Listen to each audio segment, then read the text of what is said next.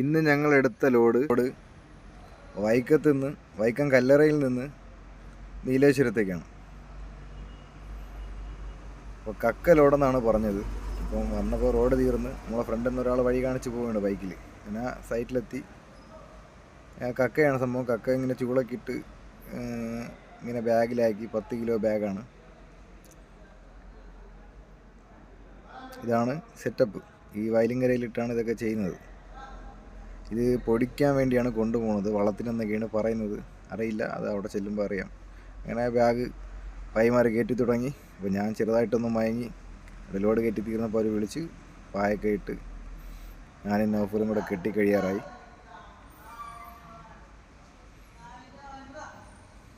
സമയം ഏകദേശം ഒരു 9 മണിയൊക്കെ ആയി കാണും. ഏകദേശം ലോഡ് കയറ്റി കഴിഞ്ഞ് ലോഡ് ടാർപ്പൊക്കെ കെട്ടി കഴിഞ്ഞിട്ട് നമ്മൾ ഇവിടെ നിന്ന് പോയി തുടങ്ങി. ഇവിടെ നിന്ന് തിരിച്ച് ഇപ്പോൾ രാവിലെ ഏകദേശം മാഹി എത്തിയപ്പോഴത്തേക്ക് ഞാൻ വണ്ടി എടുത്ത് ഫുഡൊക്കെ കഴിച്ച് വണ്ടി എടുത്ത് ഏകദേശം നമ്മൾ നീലേശ്വരമൊക്കെ എത്താറായി. ഈ മൊട്ടക്കുന്നിൻ്റെ മുകളിലാണ് പോകാനുള്ളതെന്നാണ് തോന്നുന്നത്.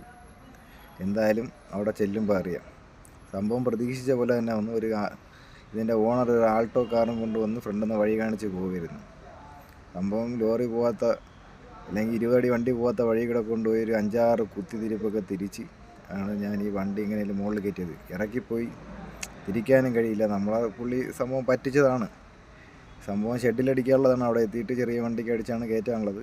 അപ്പം നമ്മൾ ഒന്ന് പെടുത്തി. സംഭവം പെട്ടുപോയി. ഇതുപോലെ തിട്ടയിലുള്ള റോഡിൽ പോകണ കുഴപ്പമില്ല. അതൊരു മൊട്ടക്കുന്നിലോട്ടാണ് കയറി ഇങ്ങനെ പോകുന്നത്. അതാണ് വിഷയം. ടയറിന് ഒത്തിരി ഗ്രിപ്പുള്ളതുകൊണ്ട് കയറി പോകുന്നു. ശകലമൊക്കെ ഒന്ന് കറങ്ങി. പിന്നെ എന്തായാലും ഇറക്കിപ്പോയി. എന്തായാലും ഈ കുറച്ച് ഇതിവിടെ ഉള്ളൂ, ഒരു 300 മീറ്റർ ഇവിടെ ഉള്ളൂ. അങ്ങനെ ഏകദേശം സൈറ്റിൽ മുട്ടക്കുന്നിലോട്ട് എത്താറായി. ഇനി എൻ്റെ ജീവിതത്തിൽ ഇതുപോലുള്ള എനിക്കിങ്ങനെ അബദ്ധം പറ്റാത്തതാണ്. എവിടെ പോയാലും ഞാൻ ഇറങ്ങി സൈറ്റ് നോക്കുന്നത്. ഇന്ന് അബദ്ധം പറ്റി.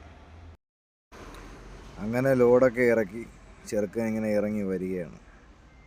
അപ്പോൾ ഇന്നത്തെ വീഡിയോ ഇത്രയേ ഉള്ളൂ. അവസാനിച്ചു.